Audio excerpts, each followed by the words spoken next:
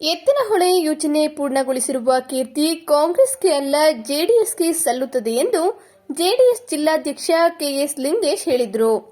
ನಗರದಲ್ಲಿ ಇಂದು ಸುದ್ದಿಗಾರರೊಂದಿಗೆ ಮಾತನಾಡಿದ ಅವರು, ಕಾಂಗ್ರೆಸ್ ಸರ್ಕಾರ ಎತ್ತಿನಹೊಳೆ ಯೋಜನೆ ಯಶಸ್ವಿ ನಮ್ಮ ಸರ್ಕಾರದ ಸಾಧನೆ ಎಂದು ಹೇಳಿಕೊಳ್ಳುತ್ತಿದೆ. ಇದಕ್ಕೆ ನಮ್ಮ ವಿರೋಧ ಇದೆ. ಯೋಜನೆ ಕೇವಲ ಕಾಂಗ್ರೆಸ್ ಅವಧಿಯಲ್ಲಿ ಪ್ರಾರಂಭವಾಗಿದ್ದಷ್ಟೇ. ಆದರೆ ಎಲ್ಲ ಸಮಸ್ಯೆಗಳನ್ನು ಬಗೆಹರಿಸಿ ಕಾಮಗಾರಿ ಯಶಸ್ವಿಗೊಳಿಸಲು ಜೆಡಿಎಸ್ ಶ್ರಮ ಅಪಾರವಾಗಿದೆ ಎಂದರು. ಜಾತ್ಯತೀತ ಜನತಾದಳ ಮತ್ತು ಬಿಜೆಪಿ ಸರ್ಕಾರ ಇದ್ದಂಥ ಸಂದರ್ಭದಲ್ಲೇ ಕೆಲಸ ಪೂರ್ಣವಾಗಿತ್ತು. ಅದನ್ನು ನಿಮ್ಮ ಗಮನಕ್ಕೆ ತರ್ತೇವೆ. ಬೇಲೂರಲ್ಲೂ ಸಹ 24ರಿಂದ 33 ಕಿಲೋಮೀಟರ್ ಆಗಿದ್ದಂತಹದ್ದು.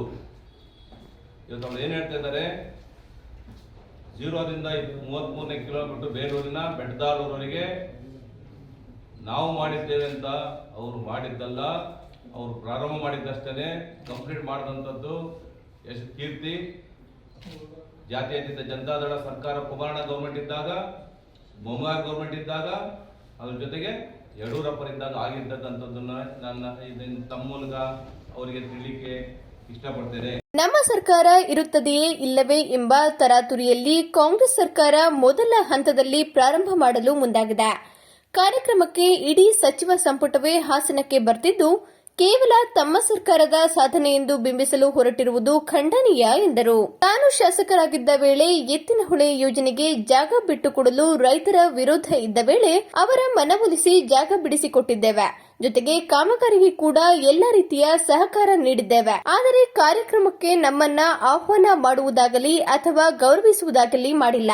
ಸರ್ಕಾರಿ ಕಾರ್ಯಕ್ರಮದಲ್ಲಿ ಕೂಡ ರಾಜಕಾರಣ ಮಾಡ್ತಿದೆ ಎಂದರು. ಕಾಮಗಾರಿ ಈವರೆಗೆ ಪೂರ್ಣಗೊಂಡಿಲ್ಲ.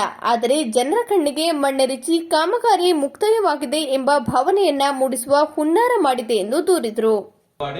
ಬೆಳವಾಡಿಯಿಂದ ಹಿರೇಕಟ್ಟೆ ಒಟ್ಟು ನಂತರ ವೇದ ಹಳ್ಳಕ್ಕೆ ಬಿದ್ದು ಆ ನಂತರ ಅದು ಮಾರಿ ಕಣಿವೆಗೆ ಹೋಗ್ತಕ್ಕಂಥದ್ದು. ಅದು ನ್ಯಾಚುರಲ್ ಇರ್ತಕ್ಕಂಥ ಕಣಿವೆಯಾಗಿ ಹೋಗ್ಬಿಡ್ತಕ್ಕಂಥ ಕೆಲಸ ಮಾಡಿದ್ರೆ ವಿನ ಅದರಲ್ಲಿ ಇವುದೇನು ಸಹ 130 ಕಿಲೋಮೀಟರ್ ಸಹ ಅಡೆತಡೆ ಎಲ್ಲ ನಿವಾರಣೆ ಮಾಡಿ ಬಿಡ್ತಕ್ಕಂಥದ್ದು ಯಾವುದು ಮಾಡಿಲ್ಲ.